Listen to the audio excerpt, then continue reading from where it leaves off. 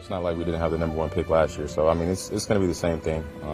At the end of the day, this is a business. So, they have to make the tough decisions. And, just the city of Chicago, love y'all. Appreciate the fans and the support from all the Bears, in case this is my last rodeo with y'all. And just appreciate y'all for everything. So, thanks. What's next for Justin Fields? I'm not telling you the brother doesn't have a future in the National Football League. I'm not telling you he can't be a starter.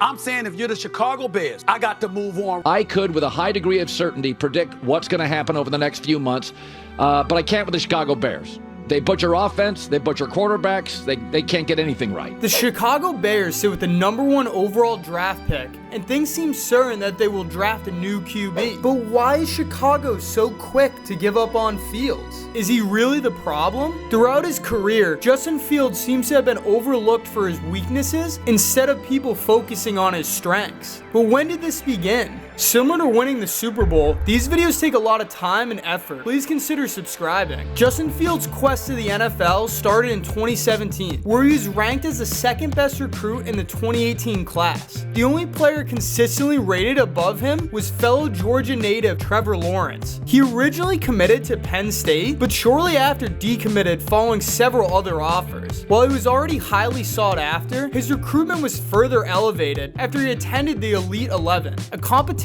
for high school quarterbacks to find the top talent around the country. Fields was named the MVP of the competition over Lawrence after his incredible performance. He would decide to stay in his home state and committed to Georgia before the 2018 season. Despite his unmatched athleticism and physical talent, head coach Kirby Smart decided to stick with sophomore Jake Fromm as a starting quarterback. Fields would serve as his backup, but would play in 12 games where he threw for 4 touchdowns and ran for an additional 4. Following the season, he announced his intent to transfer to Ohio State. In most cases, he would be required to sit out a year. However, Fields cited an off-the-field incident which granted him immediate eligibility. Fields was named the starter at Ohio State, and it was clear he had something to prove entering the 2019 season. He was an instant star, leading the Buckeyes to a 13-0 regular season record, while he threw for 41 touchdowns and ran for another 10. He would be named Big Ten Player of the Year and finish 3rd in the Heisman voting.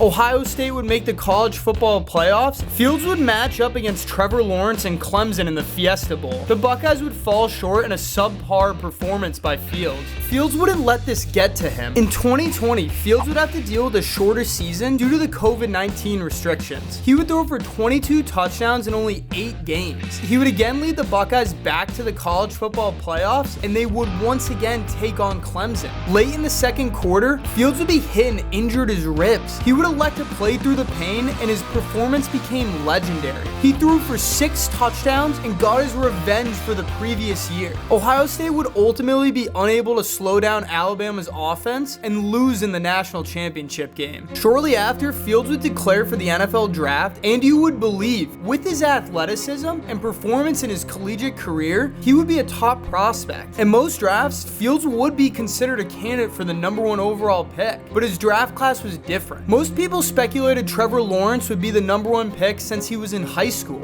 and shortly after, other quarterbacks' names started to float around as top prospects too. With an impressive pro day performance, Zach Wilson became a highly sought after quarterback. Trey Lance had also started to make waves, despite playing in only a single game in his last college season. It was clear Fields was being overlooked for small weaknesses in his game instead of being evaluated for what he was good at. When draft day came, all 3 quarterbacks were selected before Fields. And in an unexpected move, the Chicago Bears would trade up to the 11th overall pick, and Fields was finally selected. Chicago was in the middle of a rebuild and were more than likely looking to build around Fields. However, he was not asked to be the day 1 starter. In the offseason, veteran quarterback Andy Dalton had been brought in, and Fields was tasked with learning behind him. But as always in the NFL, you have to expect the unexpected. In just week 2 of the 2021 season, Dalton suffered a knee injury.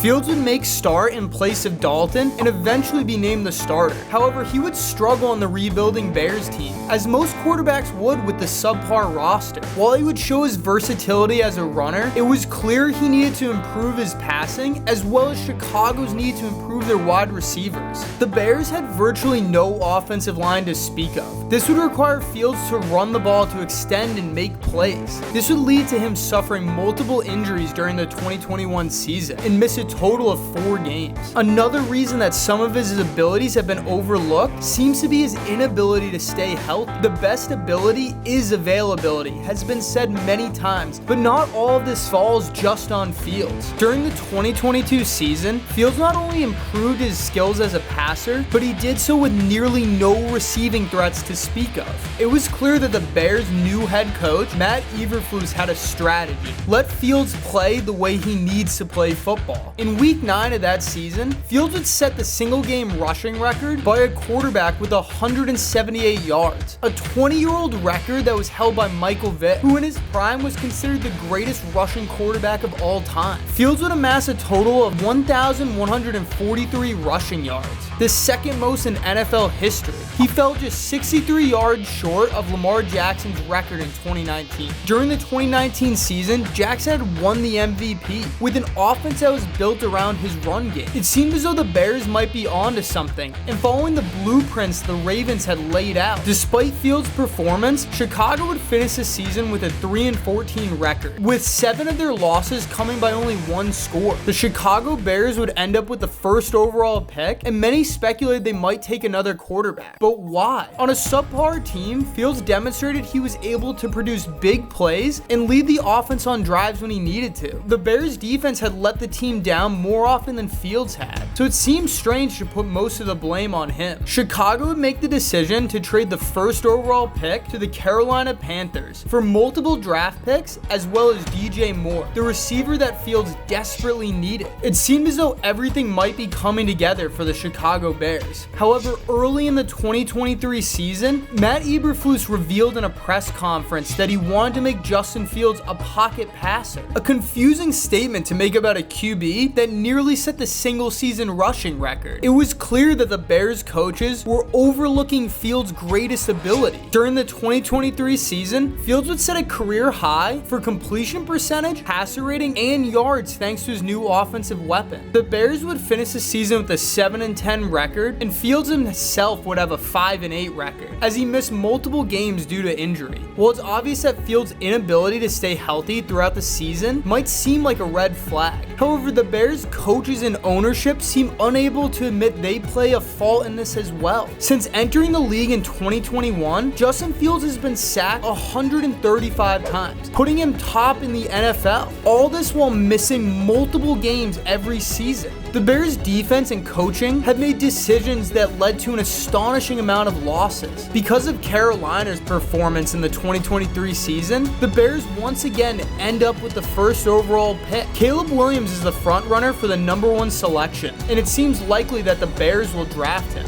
While Williams has been a great college QB, it has been shown time and time again that this does not always translate to NFL success. Just look at the QBs selected before Fields and where they are now. But is Fields really the issue in Chicago? There is no doubt that Justin Fields can improve his passing, and the way the NFL has changed, it seems to be a necessity to be successful. But similar to throughout his career, Fields' greatest asset as a runner has been overlooked over and over. The 2019 Baltimore Ravens revamped their offense in order to be successful with Lamar Jackson. The thought of turning Lamar Jackson into a pocket passer like Brady or Manning seems like a laughable idea. So why would Chicago try to do this to Justin Fields?